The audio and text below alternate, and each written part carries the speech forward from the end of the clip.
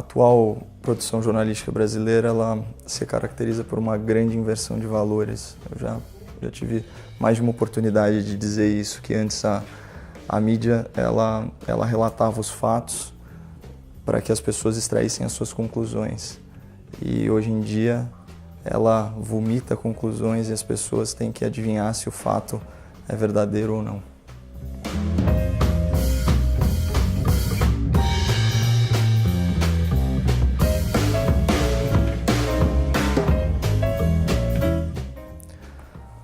Olha, eu acho que as pessoas elas ainda confiam mais na capa do jornal tradicional, mas a informação agora é uma via de mão dupla. Então, a pessoa ela não está simplesmente ali passiva em relação à informação. Ela questiona e ela tem os meios aí de vocalizar qualquer discordância que ela tenha em relação com aquilo que está sendo veiculado. Eu vejo com bons olhos que anônimos participem desse processo de informação. Eu não acho isso uma coisa ruim.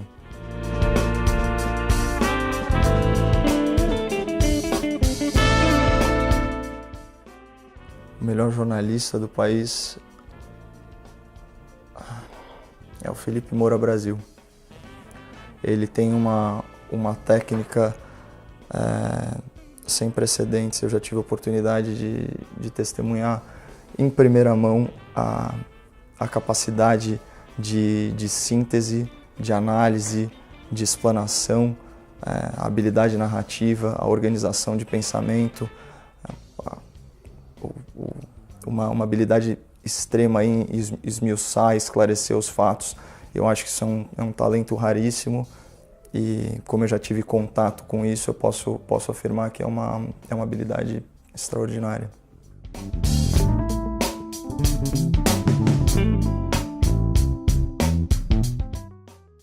Pior jornalista do país, eu nunca tive o desprazer de conhecê-lo, né?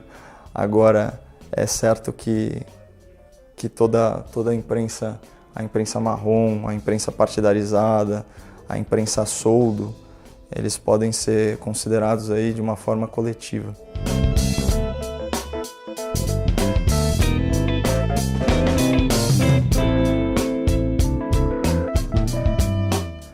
Sempre há risco de fanatismo, né? Tem um filme excepcional chamado Die Welle, A Onda, em que, o enredo é bem simples.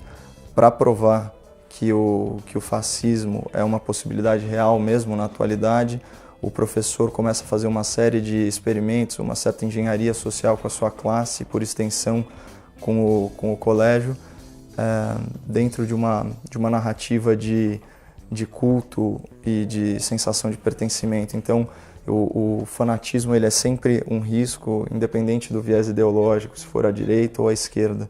A gente tem que estar vigilante e manter o nosso ceticismo alerta para que isso não aconteça.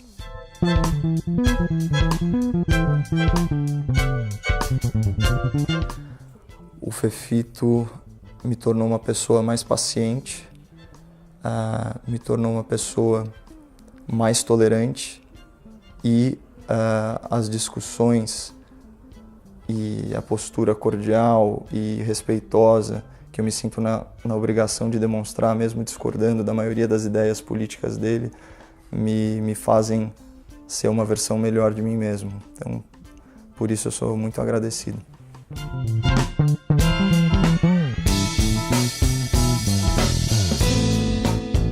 Eu acho que o que eu posso ajudar o Fefito é na quebra de estereótipos.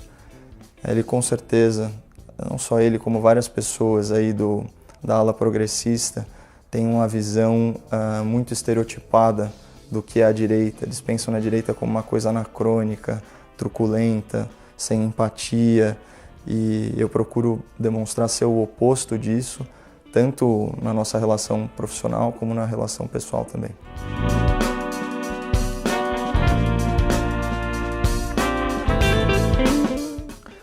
O politicamente incorreto ele passa dos limites quando a liberdade de expressão é utilizada como pretexto para a humilhação e para a ofensa gratuita.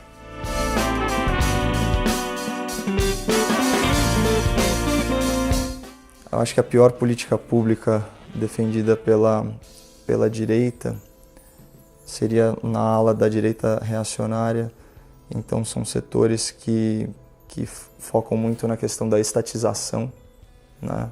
Então no controle do Estado sob pretexto aí da soberania nacional, incluindo medidas protecionistas em relação ao comércio exterior. Então nesse sentido há um conflito com os princípios de liberdade econômica que eu acredito.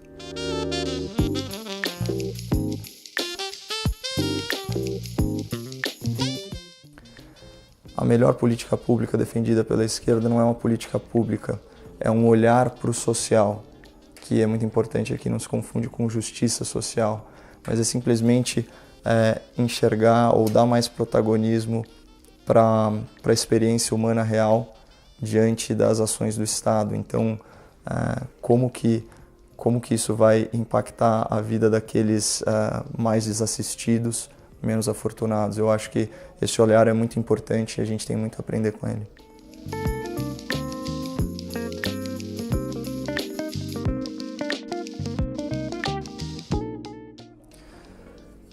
Eu entregaria o mandato presidencial para o ex-juiz e para o ministro Sérgio Moro, porque eu acredito que o combate à mazela da corrupção é uma prioridade absoluta e a reformulação do nosso direito penal é fundamental para acabar com a cultura da impunidade e que tem uma série de ramificações sociais, inclusive do ponto de vista pedagógico e educacional. Eu acho que lei e ordem são pré-requisitos para qualquer sociedade que se pretende civilizada e que quer avançar.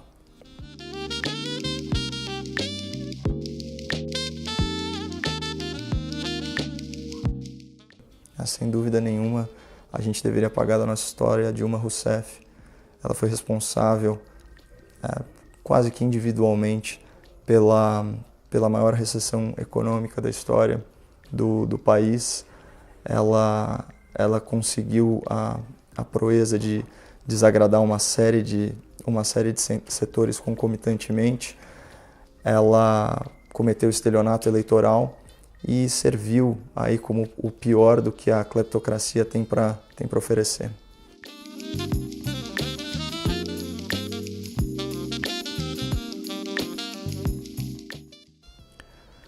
A figura que mais emburrece o debate público no Brasil é aquela pessoa que se acha dona da razão e que não apresenta a sua linha argumentativa ao trazer a público as suas conclusões. É a pessoa reducionista, a pessoa que acha que o bom debate se faz com palavras de ordem e coisas do gênero. E eu acho que essa é a pessoa que emburrece, aquela que não está disposta a debater e aquela que, quando vai debater, o faz de uma forma reducionista.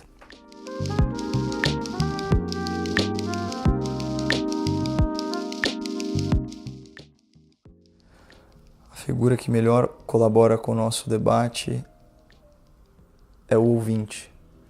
É a postura dele que vai definir aquele que permanece no debate, certo? Então, é o prestígio da audiência, é o compartilhamento, é a interação.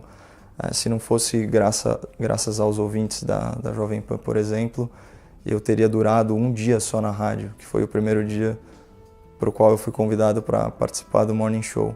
Então, a figura mais importante para o debate político é o público e como ele interage com aquela informação e quem ele prestigia e quem ele desprestigia, né? Então, é a voz das pessoas que está sendo ouvida agora e isso, de certa forma, é revolucionário, mesmo a democracia sendo um regime já tão antigo na civilização.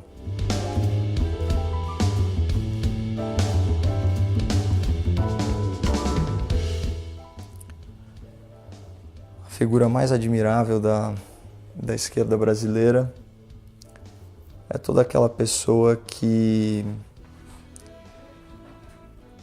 ainda não desistiu da realidade, que ela ainda considera a ciência, a estatística, a história, para formar a sua opinião. Então é uma pessoa que não está presa a narrativas, não está presa só à ideologia, mas que se atém aos fatos para elaborar a sua opinião. Uma pessoa específica? Melhor pessoa da esquerda? Eu falaria que é a minha cunhada, mas é porque eu gosto muito dela.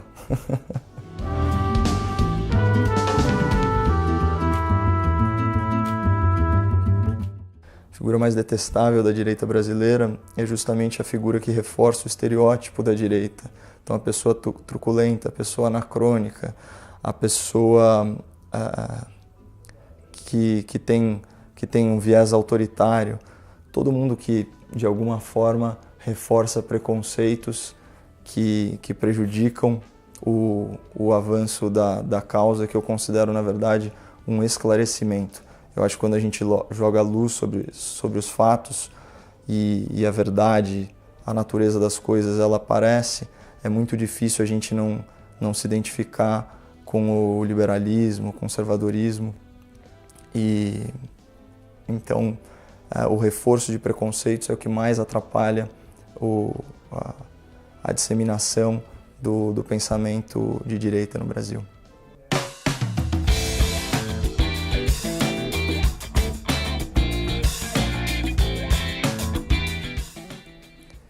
Como derrubar o muro que separa o diálogo entre a esquerda e a direita? Olha, se eu soubesse a resposta para essa pergunta, eu já teria implementado ela. Porque eu adoraria estabelecer mais pontos de contato e construir pontes com o lado de lá. Mas dentro do contexto e consideradas todas as externalidades do momento histórico que a gente está vivendo, do momento político que a gente está vivendo, isso se prova um desafio, né? Eu todo dia me esforço muito, assim, fisicamente, inclusive, emocionalmente, intelectualmente, para chegar um pouco mais cedo, ler um pouco mais, ver referências diversas, pesquisar um pouco fora da minha bolha. E eu já disse uma vez que eu assumo o risco de ser mal interpretado na minha boa intenção, mas o fato é que eu sou um cara bem intencionado. Eu realmente busco falar a verdade. Eu não falo uma sílaba além daquilo que eu realmente acredito. E mesmo assim, eu sinto uma grande dificuldade de conseguir alcançar corações e mentes do lado de lá. Eu espero que aí com resiliência, com um pouco mais de experiência, de sabedoria e um exercício constante de humildade, de empatia, eu consiga um dia responder essa pergunta adequadamente.